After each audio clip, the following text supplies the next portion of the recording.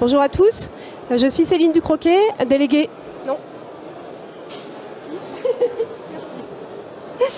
Bonjour à tous, je suis Céline Ducroquet, déléguée générale du groupement des briquetiers de la Fédération française des tuiles et briques. Voici Isabelle Dorgeret, qui est directrice générale de la Fédération française des tuiles et briques. Voilà. Voilà, c'est mieux avec le support. Nous allons donc vous faire une présentation en deux temps. Premier point, un positionnement RE 2020 des produits terre cuite suite aux études qui ont été réalisées par la Fédération. Et dans un deuxième temps, Isabelle Dorgeret vous présentera la feuille de route de décarbonation de la filière, de notre industrie. Alors, pour commencer, la Fédération française des tuiles et briques regroupe les fabricants de produits de construction de terre cuite qui ont des sites de fabrication en France. Ça couvre trois familles de produits, les produits de maçonnerie, les tuiles et les produits de parement. Un petit rappel sur les parts de marché, notamment en logement collectif, puisque c'est de logement collectif qu'on va principalement parler aujourd'hui, et c'est une part de marché qui a été multipliée par 4 en 10 ans. Alors, aujourd'hui, là, on va surtout parler de RE 2020 et de décarbonation, mais on voulait juste vous rappeler qu'il y avait d'autres enjeux qui allaient au-delà, notamment la production en France, les ressources et l'économie circulaire. Donc, je vous ai mis juste quelques chiffres, je ne vais pas les commenter, mais si vous avez des questions par la suite, on sera tout à fait disposé à y répondre. Alors, sur le sujet de la RE 2020 et notamment de l'indicateur bioclimatique, la Fédération a mené avec ses fabricants différentes études.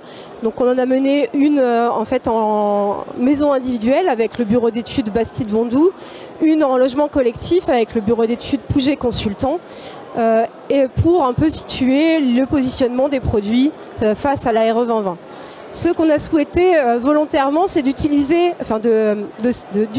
et de regarder le positionnement des produits tels qu'ils existent aujourd'hui et qui sont déjà couramment utilisés dans la construction dans le secteur résidentiel. Ces études, alors j'aurai malheureusement pas le temps en fait de tout détailler, toutes les configurations qui ont été faites et tous les indicateurs non plus. Je vais principalement en fait m'intéresser aux indicateurs sur lesquels on peut jouer et aussi sur les leviers qu'on a détectés pour optimiser en fait les indicateurs. Notamment en fait en termes de maçonnerie, la maçonnerie isolante de briques R égale à 1, de résistance thermique R égale à 1, répond tout à fait aux enjeux de cette RE 2020 et a été utilisée lors de ces études. Elle est associée à toute une gamme d'accessoires, les planelles, les coffres de volets roulants, les linteaux, qui permettent un traitement global et homogène de l'enveloppe et notamment le traitement des ponts thermiques et une bonne perméabilité à l'air. Alors juste pour vous situer en fait sur un schéma où ces produits interviennent, hein, donc la brique de mur c'est sur le plein carré, je vous apprends rien. Les planelles isolées c'est pour le traitement des ponts thermiques de plancher intermédiaire et les coffres de volets roulants sont situés au-dessus des ouvertures comme les linteaux. Alors, petit bonus avec la maçonnerie isolante, c'est le gain de surface habitable qui est libéré par rapport à une maçonnerie courante. En effet, par la performance intrinsèque de la brique, la performance thermique de la brique, on limite en fait l'augmentation des épaisseurs d'isolant associées et ça permet de libérer de la surface habitable par rapport à une maçonnerie courante. Ce gain a été estimé par une étude, par un bureau d'études, et donc on a un gain de 3% minimum. Donc sur un logement collectif de 2000 m², ça fait l'équivalent d'un T3, c'est pas négligeable au prix du foncier aujourd'hui. De plus, en apportant de l'isolation thermique dans le mur, ça permet aussi d'optimiser au niveau du bâtiment et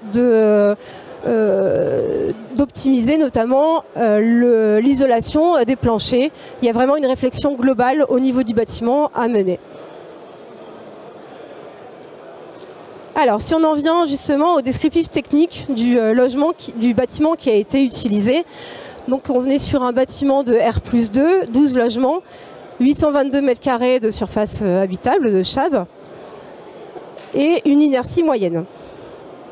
Alors, sur le descriptif technique, au niveau des murs extérieurs, donc comme je vous le disais, on a utilisé de la brique isolante de 20 cm R égale à 1 et associée à 12 cm d'isolant TH30.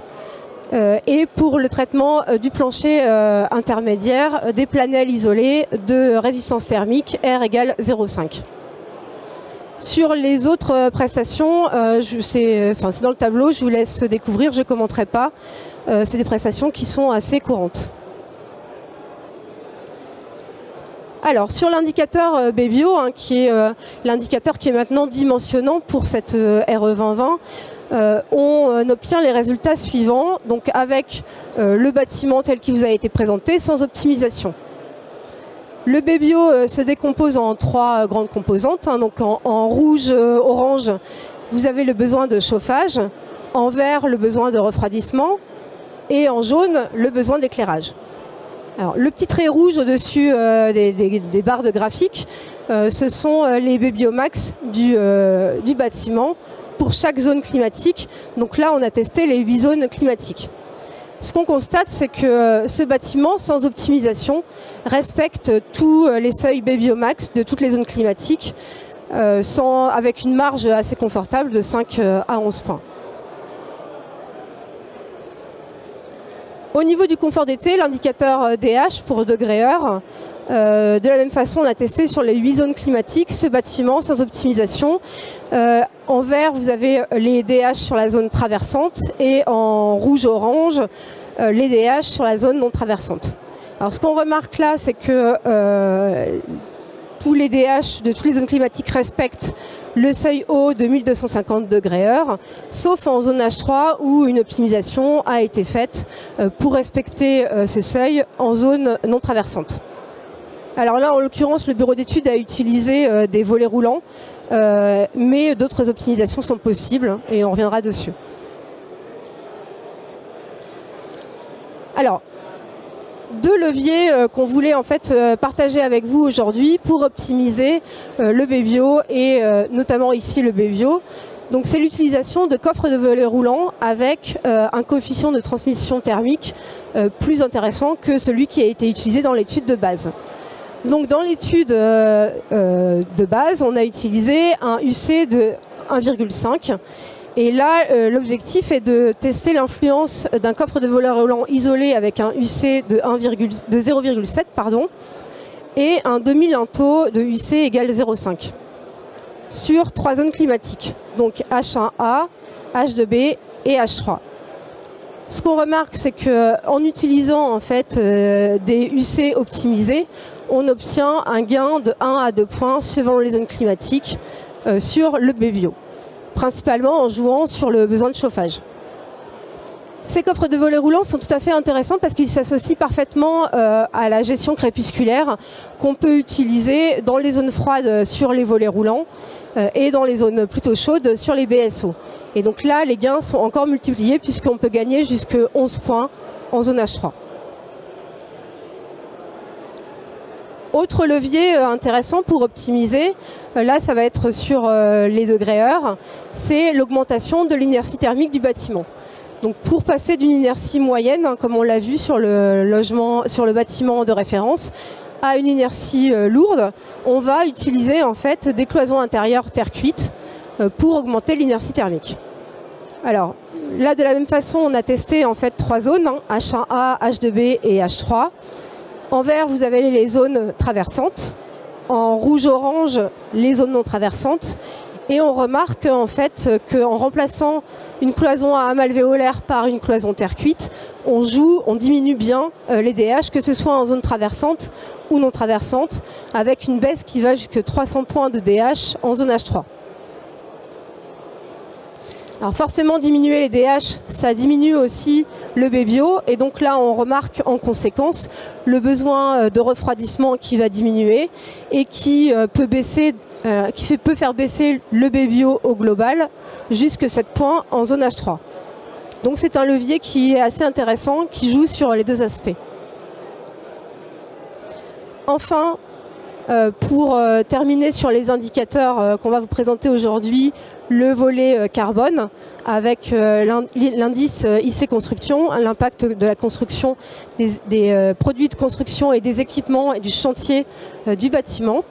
Donc là, ce qu'on remarque, c'est un résultat en fait avec tous les lots cumulés qui arrivent à 570 kg équivalent CO2 par mètre carré de surface habitable. Donc là, l'étude est réalisée donc en ACV dynamique sur 50 ans. Ce résultat respecte les seuils 2022 et 2025. Alors, on remarque que le lot 3 superstructure est un lot qui regroupe beaucoup d'éléments. On vous a décomposé en fait en bas à droite ce lot 3. Donc 51% de l'impact du lot 3 vient des éléments horizontaux, donc les dalles béton. Et 46% vient des éléments verticaux. La brique, elle, représente 12% dans ce lot 3. Les autres éléments en jaune, ce sont par exemple les escaliers, les appuis de baies qui ont été comptabilisés. Alors, vous allez me dire, oui, ça respecte 2022 et 2025, mais et ensuite? Alors ensuite, l'optimisation et les leviers viendront de plusieurs façons. Premièrement, le remplacement progressif des données par défaut par des données spécifiques. Notamment à ce propos, à date, la filière dispose de 41 FDES, qu'elles soient collectives ou individuelles. Toutes les familles de produits terre cuite sont couvertes et donc ça permet aussi des gains non négligeables. À titre d'information, dans cette étude, on a quand même sur le total 15% de l'impact qui vient de données environnementales par défaut, ces fameuses DED. Donc en optimisant ça, ça fera forcément diminuer l'impact global du bâtiment. Deuxième levier, c'est les efforts que tous les acteurs de la construction vont faire avec la SNBC, la stratégie nationale bas carbone, mais aussi en fait les actions individuelles. Et notamment, notre filière s'est engagée dans une feuille de route avec différents objectifs et différents leviers. Et je vais passer la parole à Isabelle Dorgeret pour vous la présenter. Si vous avez des questions, on prendra tout à la fin. Merci. Merci Céline. Merci pour cette présentation. Je vais prendre le... En effet, comme l'expliquait Céline, il y a nécessairement une obligation de travailler sur l'émission de CO2, sur la réduction des émissions de CO2 des différents produits et donc du bâtiment. Et donc nous, en tant que filière terre cuite, nous avons travaillé sur cette feuille de route de décarbonation. Alors, tout d'abord, un petit état des lieux sur les émissions de CO2 de la filière. Donc aujourd'hui, la filière terre cuite représente 0,2% des émissions totales de gaz à effet de serre au niveau français. Et représente 0,1% de l'empreinte carbone de la France. L'empreinte carbone, c'est bien ce que chaque Français en fait, va émettre par son mode de vie en émissions de CO2. Alors pourquoi ce décalage? Eh bien parce que 95%, j'allais dire 100, mais 95% des produits de terre cuite qui sont utilisés en France sont fabriqués en France. Et ça n'est pas le cas de quantité d'autres produits qui sont importés de zones géographiques où les émissions de CO2 sont faites dans ces endroits-là. Très rapidement, pour pouvoir vous expliquer où sont les leviers de décarbonation, je vous présente donc le schéma de fabrication des produits. Donc un schéma très simple, une extraction de l'argile qui est faite sur place. Les carrières sont adjacentes aux usines dans la plupart des cas. Donc une extraction, puis une préparation des terres, broyage, épierrage, etc. Ensuite, pour pouvoir façonner les produits de construction, on ajoute de l'eau pour avoir une pâte façonnable. Donc on a le façonnage par extrusion essentiellement pour les briques, extrusion et pressage pour les tuiles. Et ensuite on a la partie qui est encadrée, donc ces deux postes en fait qui sont le séchage et la cuisson, qui sont à l'origine de la plus grosse partie des émissions de CO2 de la filière. C'est donc sur ces deux postes que nous avons axé notre travail de décarbonation. Donc pour vous donner l'origine des émissions dans le procédé, donc on a 76% en moyenne des émissions de CO2 de la filière qui sont faites par la combustion du gaz qui est utilisé pour le séchage et la cuisson, et 24% en moyenne qui provient de la décarbonatation des carbonates contenus naturellement dans les argiles. Donc nous devons travailler sur ces deux origines d'émissions du procédé. Donc voici notre trajectoire de réduction d'émissions de CO2. Trajectoire que nous avons travaillée en commun avec l'ensemble des industriels de la filière et qui a été donc inscrit dans une feuille de route qui est en cours de validation avec le ministère de l'économie et avec le ministère de l'écologie, donc la DHUP. J'étais en réunion encore hier avec eux pour aboutir ce document qui sera disponible très prochainement. Donc nous avons aujourd'hui, alors quand je dis aujourd'hui, c'est la référence de 2015 qui est la référence de la stratégie nationale bas carbone. Donc pour chaque tonne de terre cuite, il y a une émission de 158 kg à la tonne. Voilà. Un chiffre que vous, que vous devez avoir bien en tête, puisque, pareil, pour vous donner un exemple, une tonne de papier, c'est 400 kg à la tonne. 400 kg de CO2 à la tonne. L'acier, on est plutôt dans les milliers de tonnes d'émissions de CO2 à la tonne de production. Voilà un petit peu l'ordre de grandeur. Donc nous, on part d'une situation à 158 kg de CO2 émis à la tonne. L'objectif qui vient d'être validé donc, par le ministère de l'économie, c'est donc, et que nous avons proposé, c'est une réduction de moins 27% à horizon 2030 par rapport donc, à 2015, qui nous emmènera à 115 kg à la tonne, et un objectif à 2050 de moins 80% par rapport à 2015 toujours, qui nous emmènera à 32 kg à la tonne. Alors comment on fait? Donc je sens que c'est votre question, même s'il y a beaucoup de bruit. Eh bien nous avons identifié par un travail exhaustif et de longue haleine que nous avons commencé il y a déjà quelques années avec notre centre technique de matériaux naturels de construction. Et donc nous avons en fait classifié les différentes pistes étudiées de façon très exhaustive en 3 leviers. Le premier levier, eh bien, c'est optimiser encore plus ce que nous faisons aujourd'hui. Le deuxième levier, c'est remplacer le combustible utilisé par un combustible décarboné. Et le troisième levier, qui interviendra probablement un petit peu plus tard parce qu'il va nécessiter des travaux de R&D importants, la capture des émissions de CO2 aux fumées de four et la réutilisation par méthanation. Je vous en parlerai dans quelques slides. Alors, en activant ces 3 leviers, vous avez les potentiels de réduction d'émissions de CO2 qui sont sur ce graphique. Donc le levier 1 d'optimisation, on envisage de pouvoir gagner à peu près 20% sur ce levier-là. Sur le remplacement des énergies carbonées par des énergies décarbonées dans le procédé, on est sur un potentiel d'une 40aine de %. Et puis, pour atteindre donc, nos prévisions 2050 de moins 80%, donc on espère pouvoir activer aussi un levier de captation passé 2030 et qui nous permettra d'avoir au moins 20% de décarbonation également sur ce levier et j'espère même beaucoup plus. Alors, optimiser ce qu'on fait aujourd'hui, c'est réduire par exemple la teneur en eau. Si on a moins d'eau de façonnage, on a moins besoin d'évaporer d'eau. Donc on consomme nécessairement moins de gaz. Utiliser par exemple des argiles moins calcaires. Donc ça permettra de diminuer le CO2 de décarbonatation par exemple. Je vous en ai cité que quelques-uns, hein, mais dans chacun des postes, il y a énormément de solutions. C'est également améliorer le rendement de ce qu'on fait aujourd'hui. Par exemple, travailler sur les masses mètres carrés des produits.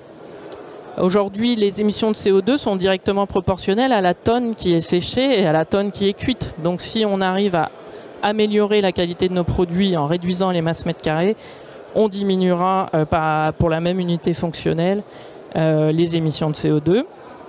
Monitorer beaucoup mieux les installations, et ça c'est un travail qui est en cours chez l'ensemble des fabricants, de repositionner des capteurs partout et de driver en fait le four et le séchoir par rapport à ces émissions de CO2. Optimiser aussi, retravailler l'optimisation des charges dans les fours par exemple, des quantités de réfractaires, etc. Et puis c'est également récupérer toutes les pertes thermiques. Ça, ce sont des choses que nous faisons depuis longtemps dans le secteur, mais il y a encore moyen de s'améliorer aussi dans cet axe-là. Donc voilà, je dirais de façon plus concrète ce qu'il y a derrière le levier 1. Le levier 2, c'est remplacer donc le gaz naturel, gaz propane, par d'autres énergies moins carbonées et décarbonées. Par exemple, l'utilisation de biogaz, par exemple, issu de la méthanation de déchets ménagers. Il y a déjà une usine dans la filière qui travaille depuis une dizaine d'années avec ce dispositif. Remplacer le gaz par de la biomasse ou par des biocombustibles. Le séchage solaire thermique existe déjà aussi. Donc voilà, on a des technologies qui sont déjà utilisées et qui peuvent être déployées à plus grande échelle. Nous avons aussi des technologies qui sont plus nouvelles, plus récentes, qu'on a appelées technologies en phase pilote, mais qui sont déjà déployées dans certains sites industriels, comme par exemple la production de syngaz à partir de déchets de bois, ou l'utilisation de pompes à chaleur haute température, également, dans certaines applications. Et puis des technologies de rupture, qui sont par exemple, quand l'hydrogène décarboné, vert ou bleu, sera accessible, sera disponible, et bien la possibilité de l'utiliser en tout ou partie comme combustible dans les fours. Donc ça, on a un projet par exemple au centre technique, le projet IDETOP, qui est financé par l'ADEME avec Cléa, un équipementier, Coria et puis GRDF et GRT Gaz aussi qui se sont joints d'utiliser donc un mélange de gaz plus hydrogène pour la cuisson des produits. Et puis le levier 3, je vous le disais, il consiste en fait à capter le CO2 directement au niveau des fumées de four et à le réutiliser grâce à un système finalement tout à fait circulaire. Donc dans le cadre d'un projet, alors là on est plus dans un projet de recherche et développement actuellement. Cette solution aujourd'hui n'existe pas dans nos sites, mais elle existe au travers de certains démonstrateurs, notamment un démonstrateur à Fos-sur-Mer qui fonctionne selon ce principe. Donc l'idée c'est donc de... Je ne sais pas s'il y a un pointeur. Ouais, il y a un pointeur? Non, il n'y a pas de pointeur. Alors l'idée en fait c'est d'installer une brique technologique de captation au niveau des cheminées, récupérer le CO2, l'épurer, épurer les fumées, récupérer le CO2, avec un système de production d'hydrogène par hydrolyse de l'eau, alors idéalement produit avec de l'électricité renouvelable, donc soit solaire, soit éolien, mais ça peut aussi être fait avec de l'électricité nucléaire qui est quand même moins carbonée. Donc avec l'électrolyseur, on produit l'hydrogène. Ensuite, on recombine chimiquement par la réaction de méthanation le CO2 avec l'hydrogène pour reproduire du méthane. Ce méthane, c'est le gaz naturel. Ce méthane peut être réutilisé directement en boucle fermée dans le procédé de fabrication.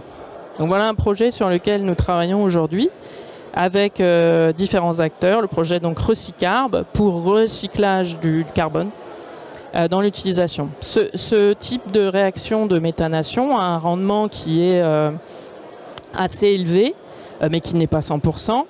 Et donc grâce finalement aux émissions de CO2 de décarbonatation des argiles, on pourra, qui représente 24%, je vous rappelle, on pourra imaginer d'avoir finalement, après amorçage, une usine qui fonctionnera en boucle fermée. Voilà. Donc ça, c'est un projet auquel, vous l'avez compris, je pense, entendu, je crois beaucoup, mais qui est très, voilà, qui qui nécessite la création d'un pilote. Et ce projet Recycarb vise à la construction d'un pilote dans une usine réelle de produits terre cuite. Donc c'est un projet que j'ai présenté au CSF, donc Comité stratégique de filière industrie pour la construction, et qui a donc obtenu la labellisation de ce CSF, voilà, comme dans le cadre des projets structurants de décarbonation, et pour lequel on est en train de constituer là, le tour de table et les appels pour obtenir des financements. Voilà, c'est grâce à ces 3 leviers, à l'ensemble de ces actions, que tous les industriels donc, de la filière travaillent de concert à cette réduction des émissions de CO2. Tout à l'heure, je vous donnais les éléments en tonnes de CO2 par tonne de produits fabriqués. Là, je vous les donne en tonnes d'émissions de CO2 au global. Donc le secteur de la terre cuite, c'est en 2015 632 611 tonnes de CO2 émises pour l'ensemble de l'année. Donc à horizon 2030, on passera à 461 800 tonnes de CO2 pour arriver à 126 000 tonnes de CO2 pour la fabrication, je dirais, de 4 millions de tonnes par an de produits de terre cuite. Voilà. Voilà, j'en ai fini avec cette feuille de route qui est donc en cours de validation, comme je vous l'ai indiqué tout à l'heure, par la DGE, donc la Direction Générale des Entreprises au ministère de l'Économie. Et elle devrait être assez rapidement, je l'espère, publiée voilà, par le ministère. Voilà, je suis à votre disposition ainsi que Céline, voilà, pour des questions à la fois sur la présentation RE 2020 ou sur la décarbonation de la filière. Je vous remercie.